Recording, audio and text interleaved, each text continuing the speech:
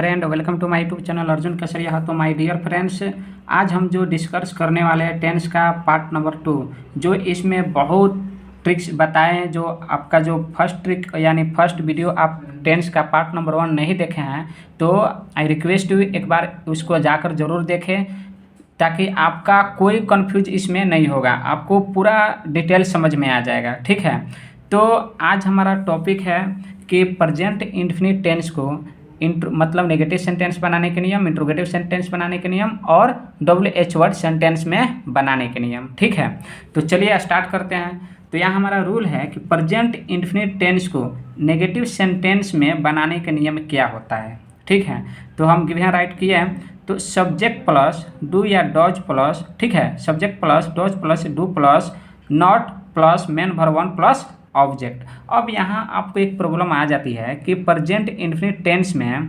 Affirmative sentence में main verb 5 का use होता था, बट हेयर क्या हो रहा है कि यहाँ ओनली वन क्या चीज़ का यूज हो रहा है, मेन वर्ब 1 का यूज हो रहा है। क्यों?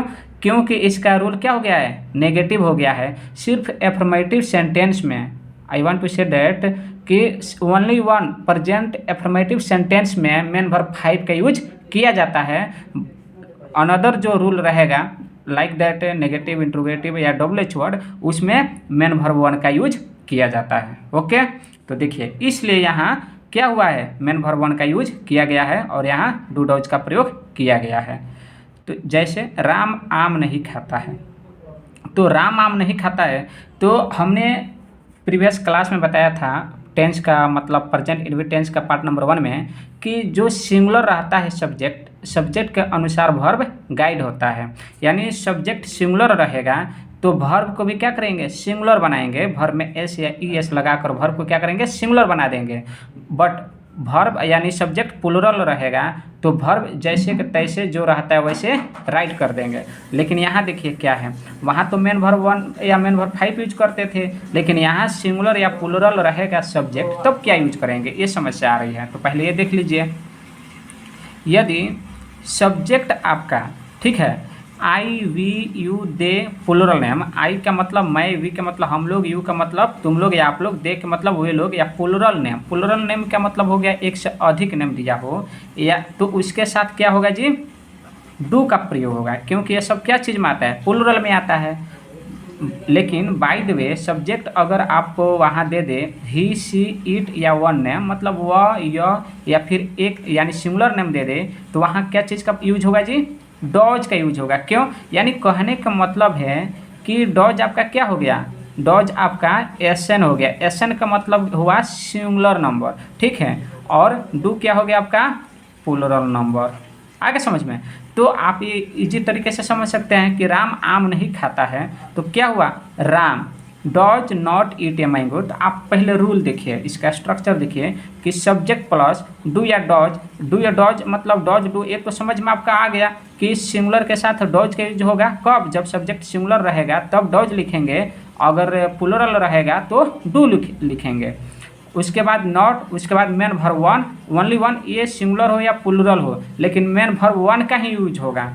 ओके, उसके बाद ऑब्जेक्ट जो भी है अदर थिंग, जैसे राम आम नहीं खाता है, तो देखिए तो सब्जेक्ट 1 नंबर पर होगा, राम क्या हो गया, सब्जेक्ट हो गया। उसके बाद डू या डॉज, तो ये सिंगुलर है तो क्या होगा, डॉज होगा। उसके बाद नॉट, तो नॉट है। उसके बाद वर्ब, तो वर्ब इसमें कौन है, जिस क्रिया के अंत में ताती आएगा प्रेजेंट इंडेफिनिट टेंस में, वही आपका क्या हो गया, वर्ब हो गया। यानी कहने का मतलब जिसमें समय शक्ति लगता है, खाते हैं तो समय शक्ति लगता है कि नहीं लगता है जी, लगता है ना, तो उसमें क्या हो जाएगा, वो वर्ब होगा।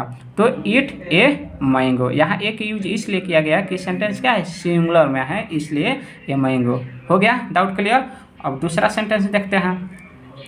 आप लोग क्रिकेट नहीं खेलते हैं, तो आप लोग क्या है जी, प्लूरल है। उसके बाद इसके साथ क्या लगेगा, डू, क्योंकि प्लूरल है तो डू प्लूरल लगेगा। उसके बाद नॉट, उसके बाद प्ले यानी सब्जेक्ट प्लस डू या does plus not plus verb 1, उसके बाद ऑब्जेक्ट, तो जो बच गया ऑब्जेक्ट है, यानी प्ले क्रिकेट।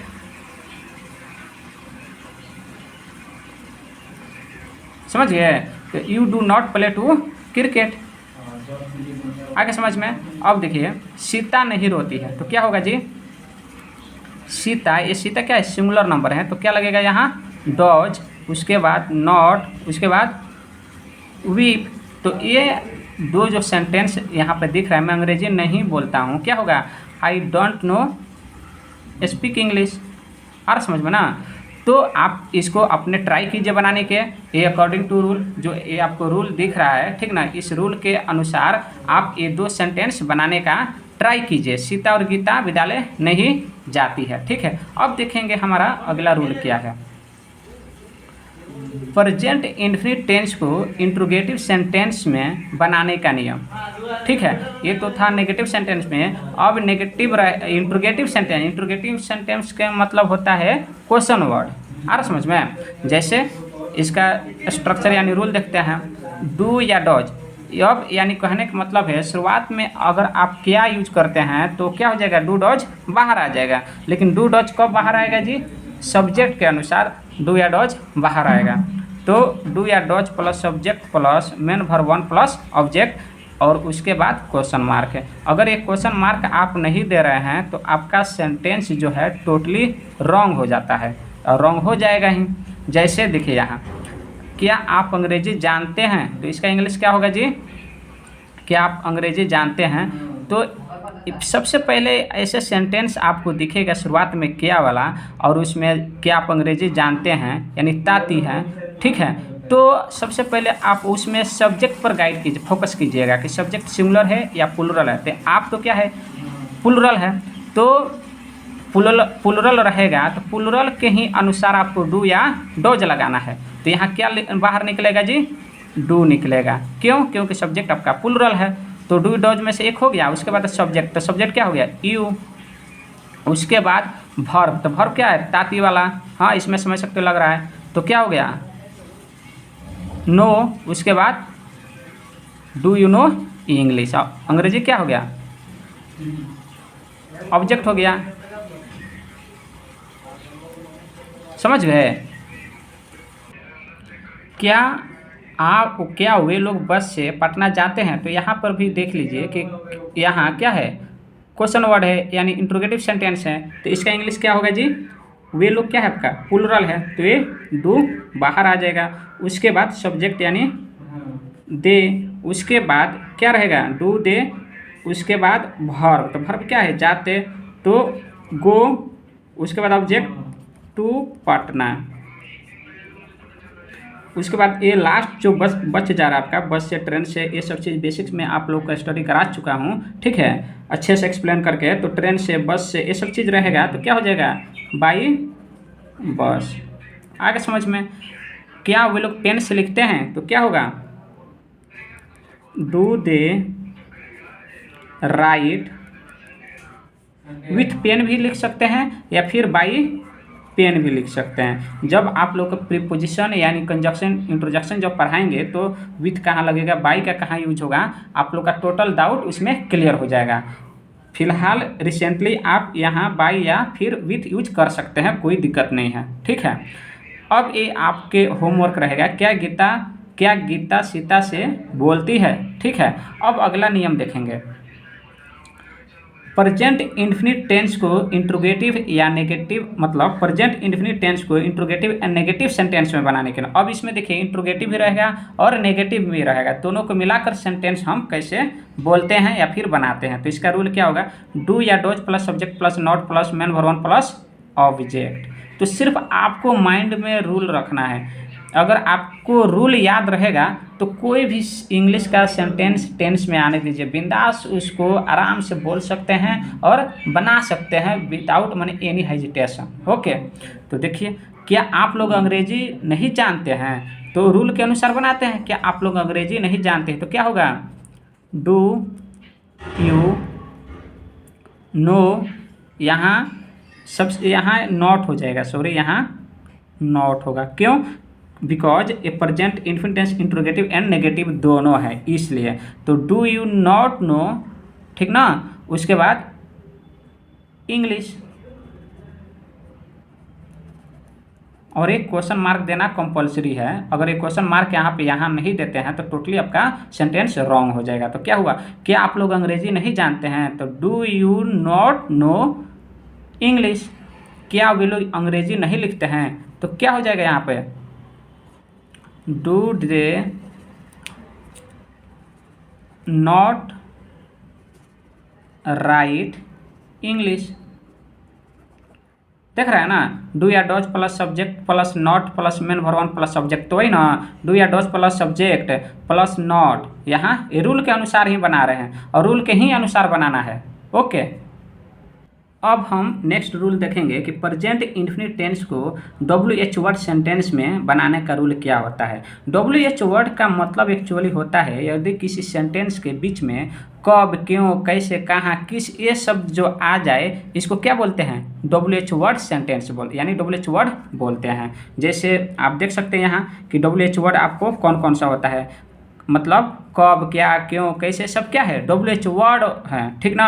तो इस बिटवीन आपको प्रेजेंट इंडेफिनिट टेंस में अगर दे दे उस सेंटेंस के बीच में, जैसे सीता कब खेलती है, कहाँ जाती है, हाँ ताती आ रहा है तो पता चल ही रहा है पहचान से कि प्रेजेंट इंडेफिनिट टेंस है, लेकिन उसके बीच में क्या आ जा रहा है, प्रेजेंट में वो आपका कब, क्यों, कैसे, WH वर्ड आ जा रहा है। तो उसको आप कैसे स्पोकन के लिए यूज कीजिएगा, ठीक है, आप कैसे उसकी यूज करके यूटिलाइज करके एक दूसरे से कन्वर्सेशन मतलब पूर्ण रूप से यानी फ्लुएंटली आप बोल सकते हैं और लिख सकते हैं।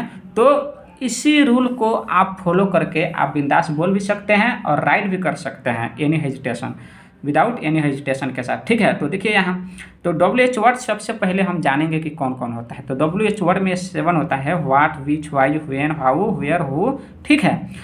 ये शब्द लिख लेने के बाद आप उसके बाद लिखिएगा डू या डॉज। तो डू डॉज तो कब किसके साथ लगता है, क्यों लगता है, तो जानिए गया है।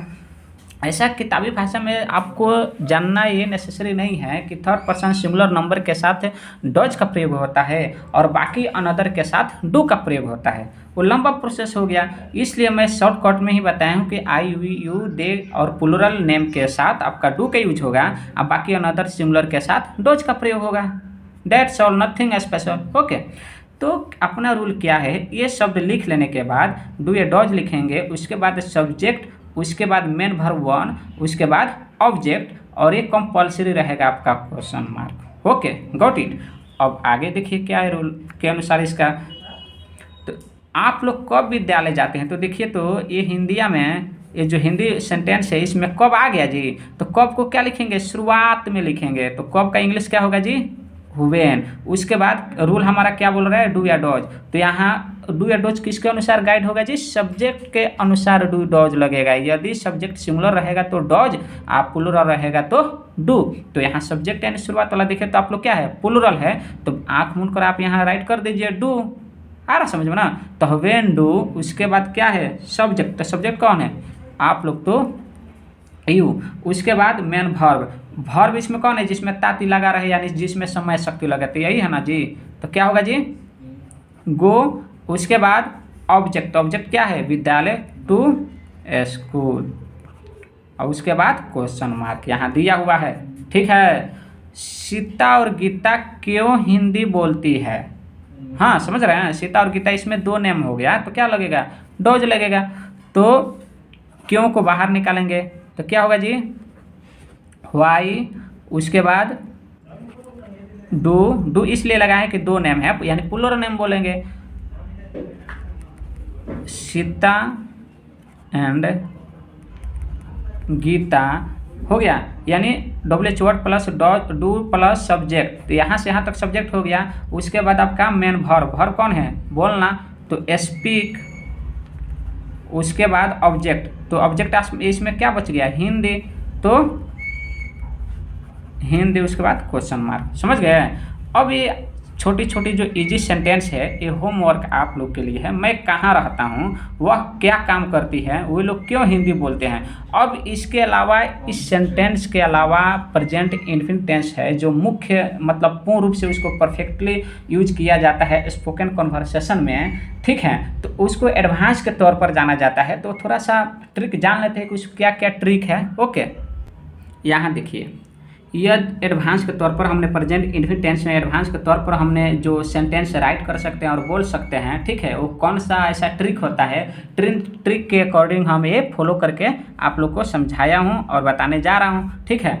यदि किसी प्रेजेंट इंडेफिनिट टेंस के सेंटेंस में समझ रहे हैं ना। यदि किसी प्रेजेंट इंडेफिनिट टेंस के सेंटेंस में, सेंटेंस का मीनिंग यानी होता है वाक्य, धातु प्लस ना, क्या चीज़, धातु प्लस ना, यानी बेसिक वाला चीज़ वर्ड आ गया, ठीक है, यानी इन्फिनिटिव, धातु प्लस ना का मतलब इन्फिनिटिव वाला वर्ब दिया हो तो इस प्रकार बनाए। आ समझ में। यदि कोई सेंटेंस हो और सेंटेंस में वर्ब क्या दिया हो, धातु प्लस ना, ठीक है, तो उसको कैसे बनाएंगे, आ समझ में। तो देखिए, तो ए तैरना, ये आपका क्या हो गया, इन्फिनिटिव हो गया कि नहीं। इन्फिनिटिव का मतलब टू प्लस वर्ब, यानी वर्ब के पहले टू लग जाएगा, ठीक है, वही बोल रहा आपका इन्फिनिटिव वर्ब। तो तैरना, खेलना, हंसना, बनना या होना या जाना, ये सब आपका क्या है, इन्फिनिटिव है। इसके अलावा बहुत सारा होता है, लेकिन बेसिकली ये समझने के लिए यहाँ हम राइट किए हैं।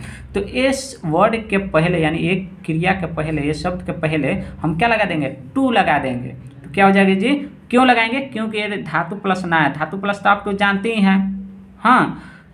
तो टू स्विम यानी तैरना, इसमें देखिए तो ये धातु है, क्रिया का मूल रूप को धातु कहते हैं। आप अगर बेसिक क्लास हमारा नहीं देखे हैं तो टोटल बेसिक क्लास आप देखिए, बहुत मतलब लाजवाब ट्रिक के साथ वहाँ बताया गया है और बहुत आपको इंटरेस्टिंग मिलेंगे, ठीक है, और बहुत उससे आपका नॉलेज ग्रोथ भी होगा।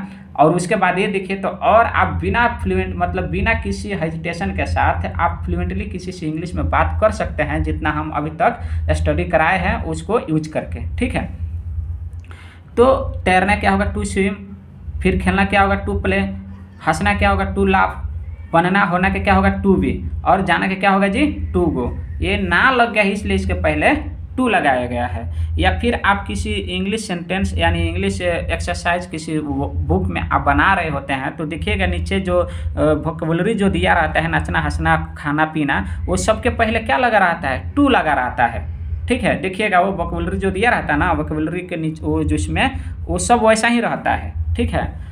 तो ये शब्द दिया हो और उसके बाद चाहता हूँ, ती है, ते हैं, क्रिया के अंत में जो भी हो, या फिर पसंद, और का मतलब होता है या फिर पसंद करता हूँ, ती है, ये दोनों वर्ड आपको अगर दिख जाए उस हिंदी सेंटेंस में, कब, जब धातु प्लस ना दिया हो तब क्या होता है कि ये चाहता है, ती है या पसंद करता हूँ, ते बनाने के समय में इसको पहले लिखेंगे, यानी ये भी वर्ब है और ये भी वर्ब है, लेकिन ये इन्फिनिटिव वर्ब है और ये आपका मेन वर्ब है। क्यों, क्योंकि प्रेजेंट इन्फिनिट टेंस के जिस क्रिया के अंत में ताती रहेगा उसको प्रेजेंट इन्फिनिट टेंस का वाक्य समझा जाता है। तो मेन इसका भूमिका है जी, तब ना ये लिखाएगा जी, जो बनाया है तो उसके घर वाला पहले खाएगा ना, तब ना दूसरा खाएगा जी, आ रहा समझ में ना। तो चाहता, चाहती या पसंद करता, ये दो वर्ड को आप गाइड कीजिएगा, फोकस कीजिएगा, ठीक है, कि ये दो जो वर्ड है, चाहता, चाहती या पसंद करता, करती हूँ, इसको मेन वर्ब वन मानेंगे, और जो ये जो धातु प्लस ना वाला ये जितना जो आपको दिख रहा है इसको वर्ब नंबर 2 समझेंगे। कोई डाउट। अब देखिए कि 1 2 का इसमें तो कन्फ्यूजन हो गया, तो बनाएंगे कैसे, कन्फ्यूज होने की कोई दिक्कत नहीं है, ठीक है, आप सिर्फ बने रहिए।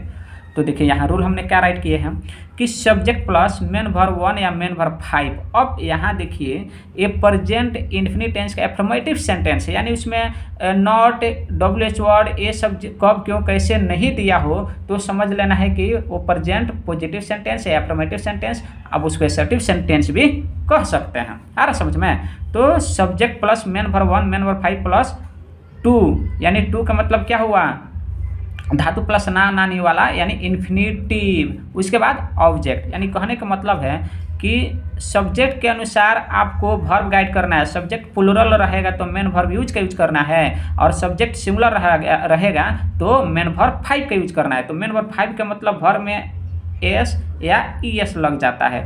तो पिछले क्लास में एस कहाँ लगेगा, ES कहाँ लगेगा, आपको सब कुछ बता चुका हूँ। यानी जिस वर्ब के अंत में वोवेल नंबर AEIOU आए तो उसमें क्या लगेगा, ES लगेगा, और बाकी जो वर्ब में रहेगा तो S लगेगा। कब, जब सब्जेक्ट सिंगुलर रहेगा तब। Okay, got it. तो अब यहाँ देखिए, तो subject plus main verb 1 main verb 5 plus और ये इन्फिनिटिव वर्ब, उसके बाद ऑब्जेक्ट। तो देखिए तो पसंद करता या चाहता, चाहती हूँ, ये जो वर्ब आपको जो दिख रहा है इसको पहले लिखेंगे यानी 1 नंबर पे, और उसके बाद जो धातु प्लस ना वाला है इसको 2 नंबर पे लिखेंगे। ये वर्ब दो चीज़ है ना, इसलिए यहाँ कौन से पहले वर्ब होगा और कौन बाद में होगा। जिसमें ताती लगा रहेगा वो पहले लिखाएगा, और जिसमें धातु प्लस ना लगा रहेगा इसके बाद जस्ट वो लिखाएगा। ओके, समझ गए, क्लियर।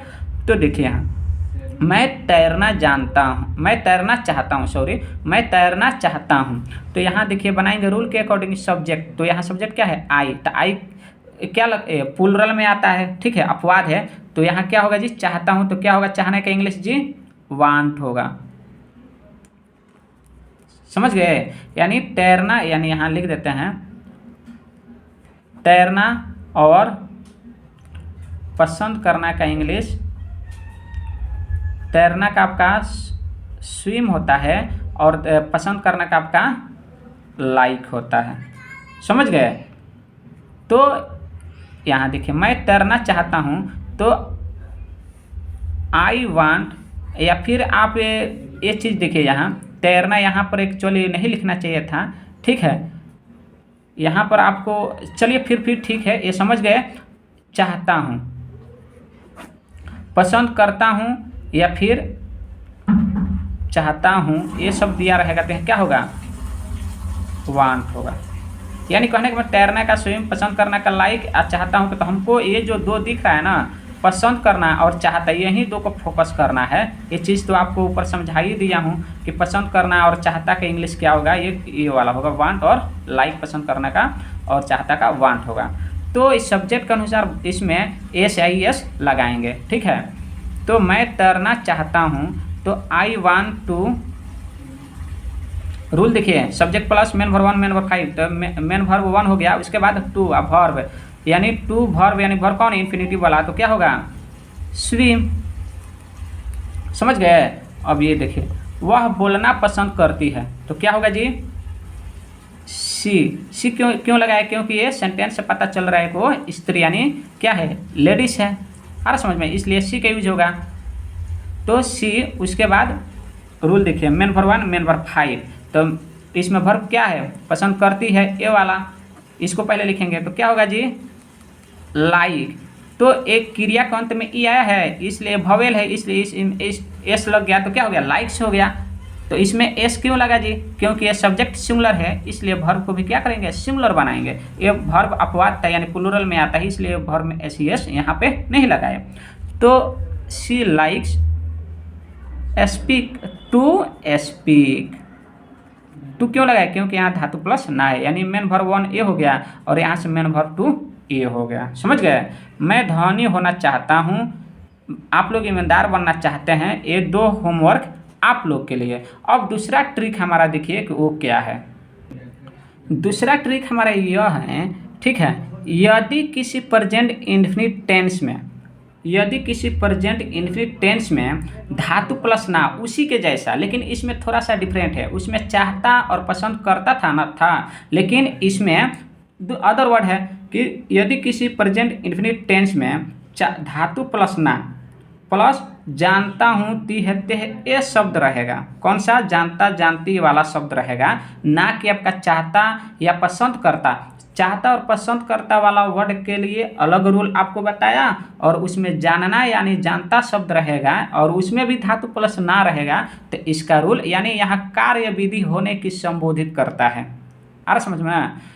यहाँ कार्य विधि होने की क्या करता है, रिलेटिव बताता है, इसलिए यहाँ जानता शब्द आ गया, ठीक है। और वहाँ चाहता पसंद करता है, उसके लिए रूल अलग हो गया और इसके लिए रूल अलग हो गया। आप कंफ्यूज मत होइएगा कि वहाँ पर भी धातु प्लस ना था और यहाँ पर भी धातु प्लस ना है, ठीक है। वैसे ही समझ रहे हैं कि धातु प्लस ना यहाँ पर भी है, लेकिन ये जो वर्ब जो लास्ट में ताती आ रहा है, ये तो वर्ब तो चेंज हो गया ना भाई, इसलिए उसका रूल भी थोड़ा चेंज हो जाएगा। बस ईजिली है, थोड़ा सा समझना है, ठीक है। ये तो हो गया आपका इंग्लिश फॉर्म के इस टाइप का दिया रहेगा।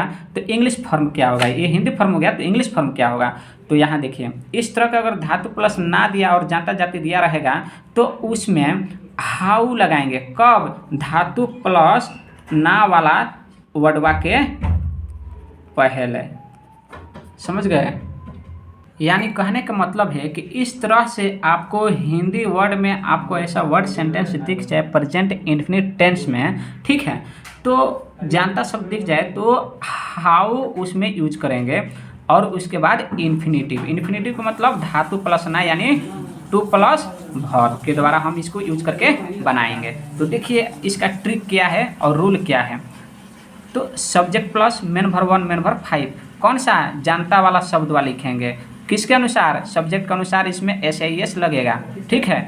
अब देखिए इसके बाद क्या रहेगा, हाउ, उसके बाद इन्फिनेटिव प्लस ऑब्जेक्ट, यानी कहने का मतलब है जिस हिंदी वाक्य क्रिया के अंत में मतलब जानता जानती तेती ये शब्द रहेगा और उसमें धातु प्लस ना रहेगा तो उसको किस तरह से बनाएंगे, किस प्रकार से बोलेंगे और बनाएंगे, उसमें कार्य विधि की अवस्था उसमें बताई गई है, इसलिए उसमें हाउ का यूज करेंगे, ठीक है। तो यहाँ देखिए रूल फिर से देख लेते हैं कि subject plus main verb 1 main verb 5 यानी एक नंबर पर ए मेन वर्ब 5 कौन सा होगा, जिसमें ताती लगा रहेगा वो एक नंबर पे होगा, और जो धातु प्लस ना वाला है वो आपको 2 नंबर रहेगा, यानी सबसे पहले एक नंबर वर्ब कौन लिखेगा जिसमें ताती लगा रहेगा, ठीक है। हाउ का बाद, हाउ जो वर्ड है इसके बाद जो वर्ब है जिसमें ना लगा है वो 2 नंबर पे लिखेंगे, ठीक है। तो यहाँ देखिए मैं तैरना जानता हूँ, तो रूल के अकॉर्डिंग बनाना है, कुछ नहीं करना है। सब्जेक्ट, तो यहाँ सब्जेक्ट क्या हो गया, आई, फिर उसके बाद वर्ब, तो इसके साथ क्या लगेगा, प्लूरल की यूज होगा तो नो हो गया, उसके बाद हाउ, तो हाउ लिखे हैं, उसके बाद इन्फिनेटिव प्लस इन्फिनेटिव, तो यहाँ क्या है आपका इन्फिनेटिव, तो इन्फिनेटिव का मतलब यानी टू और वर्ब, तो हो गया। और इसमें ऑब्जेक्ट नहीं है तो ऑब्जेक्ट नहीं राइट करेंगे। आप ऐसे अगर लिखते हैं, कैसे लिखते हैं, जैसे कि यहाँ बता रहा हूँ, आई नो टू स्विम,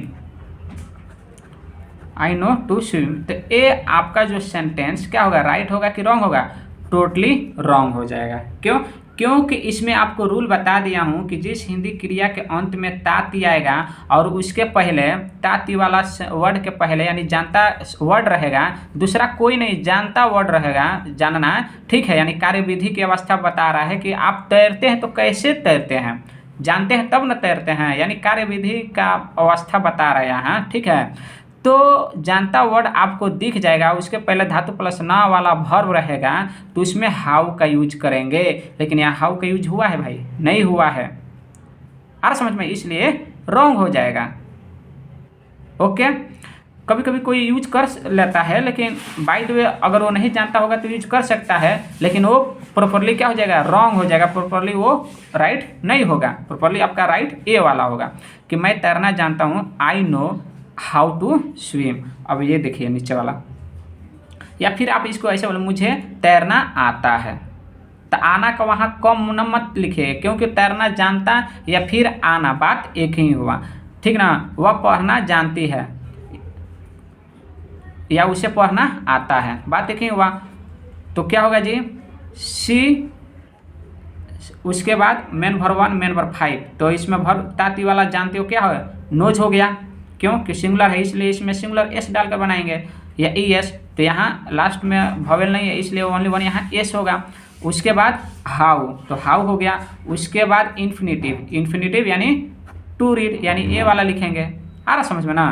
अब ये चीज़ जो दे रहे हैं ये होमवर्क है आप लोग के लिए कि मैं अंग्रेजी बोलना जानता हूँ, तो कैसे बनाएंगे, I know how to speak English, आ रहा समझ में। सीता अंग्रेजी लिखना जानती है, तो क्या होगा जी, सीता नो, सीता नोज, यहाँ सिंगुलर है इसलिए knows, Sita knows how to write English, आ रहा समझ में। तो इस तरह के बहुत ज़्यादा से ज़्यादा आप सेंटेंस यूज करके आप राइट भी कर सकते हैं और बना भी सकते हैं। फॉर एग्जांपल आप लोग के लिए मैं फिर से बता रहा हूँ, वह चाय बनाना जानती हैं, तो क्या होगा जी, वह चाय बनाना जानती है, तो she knows how to prepare tea, उस अंग्रेजी बोलना नहीं आता, यहाँ नेगेटिव सेंटेंस आ गया, तो डू या डोज के बाद आपको नोट लगा देना है, आ रहा समझ में। तो he does not know how to speak English, वह नाचना जानती है, तो क्या होगा जी, she knows how to dance,